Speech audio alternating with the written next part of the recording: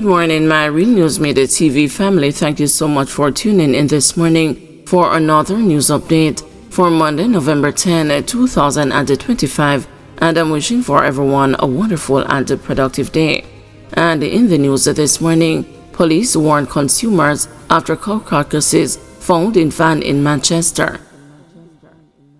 The Jamaica Constabulary Force has issued an urgent public warning after police intercepted a van in Manchester carrying the carcasses of 4 larger brown cows under suspicious circumstances on Sunday. According to the JCF, the incident occurred between 5:30 and 6 a.m. when a team attached to the Manchester Police Division and the members of the Area 2 Agricultural Protection Branch stopped a Toyota Hiace van along the porous main road near Coffee Grove Street. The driver fled the scene, leaving behind the carcasses with their heads still attached, the statement said. The discovery has raised immediate concerns about the origin, handling, and the safety of meat. It prompted the APB to warn Jamaicans to exercise extreme caution when purchasing meat and poultry products, especially those coming from western parishes that were severely impacted by Hurricane Melissa.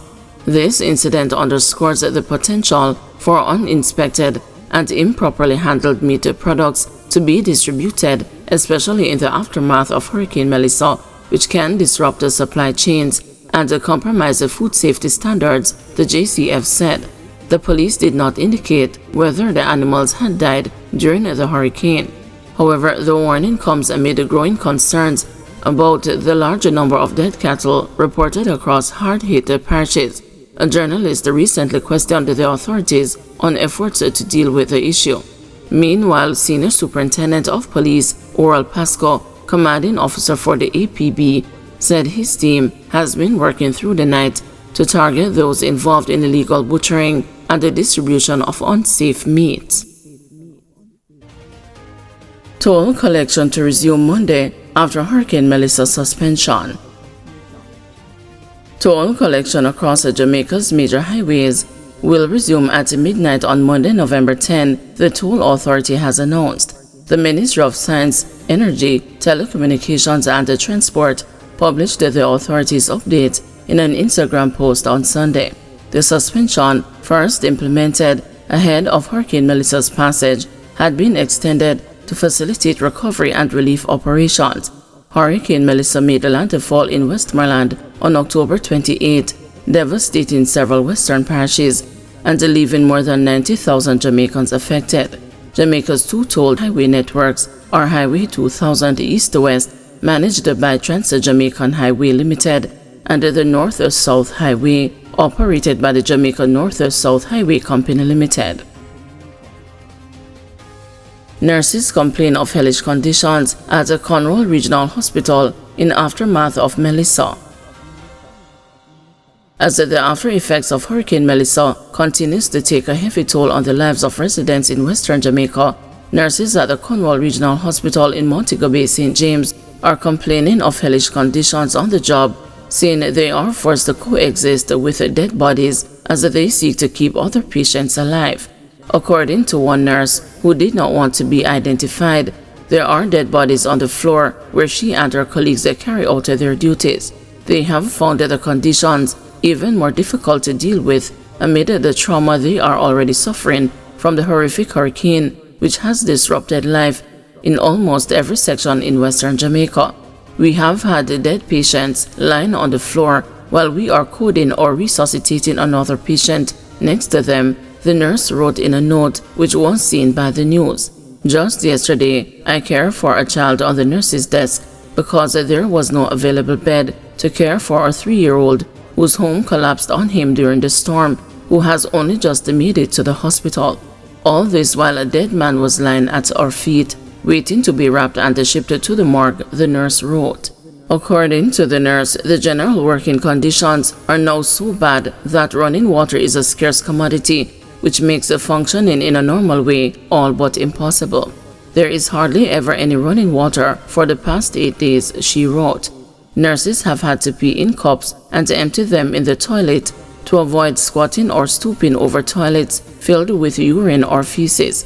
Efforts to get comment from Dr. Delroy Free, the clinical coordinator for the Western Regional Health Authority and other senior health officials from the region were unsuccessful, primarily due to limited telephone connectivity across the region.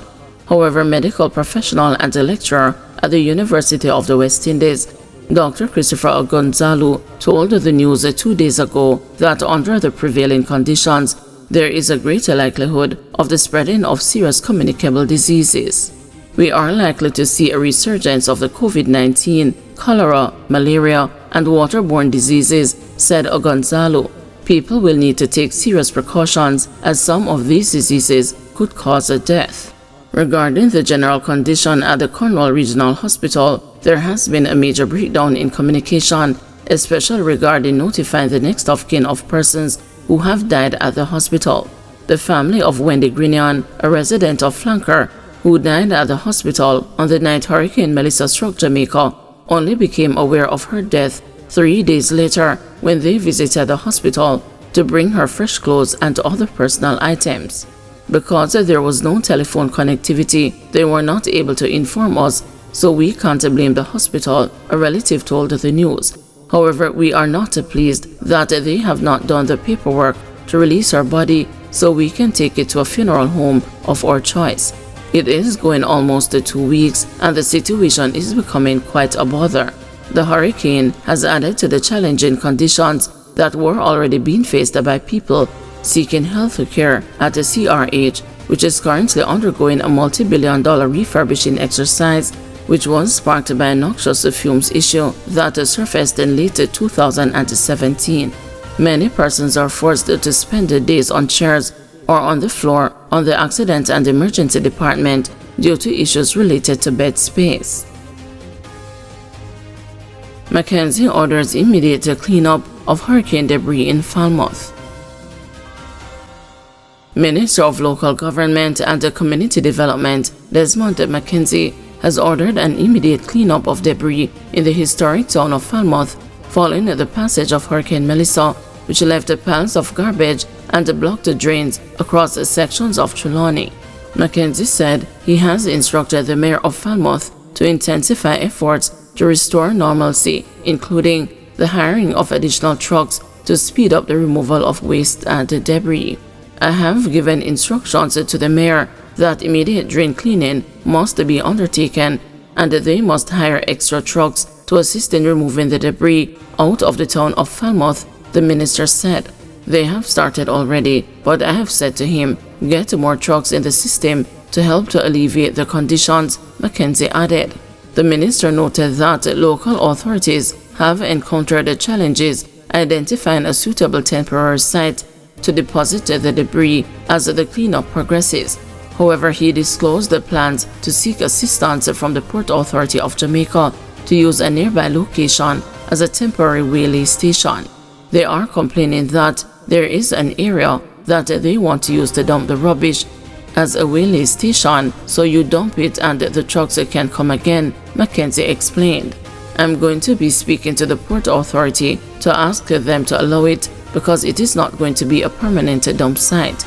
It is somewhere just for garbage to lay over so that the trucks can have access instead of coming into the town of Falmouth. The minister's directive comes as residents and the business operators continue to express frustration over the slow pace of debris removal and the concerns about health and sanitation in the aftermath of the storm. Mackenzie assured that his ministry remains committed to restoring cleanliness and order in Falmouth and other affected areas across western Jamaica. Montego Bay business owners urged to reopen where possible. Business leaders across Montego Bay St. James are being encouraged to restart operations on a phased basis. A phased reopening allows businesses to reassemble supply chains, rehire staff, and rebuild customer confidence without overextending resources. President of the Montego Bay Chamber of Commerce and Industry and the proprietor of the renowned Pier 1 restaurant family business, Jason Russell, said it doesn't have to be a perfect situation, but to try to get those doors back on. The restoration of commerce where we get our employees back to work is one of the most important first steps to recovery. We must get the businesses open. We have to demonstrate both confidence and resilience, Russell said.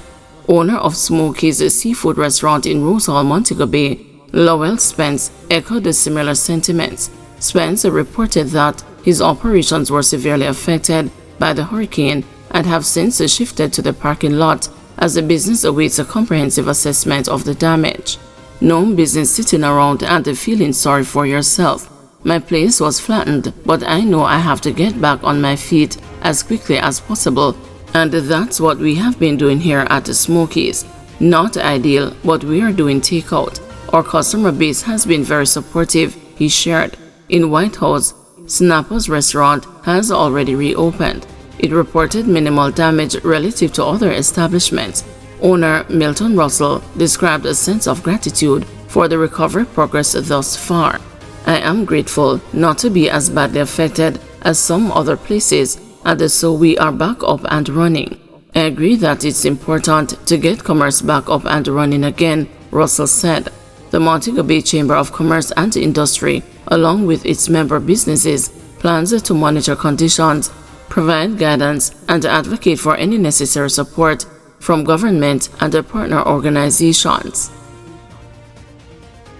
Guys, thanks for watching. Please join us this afternoon at 2 p.m. for another news update.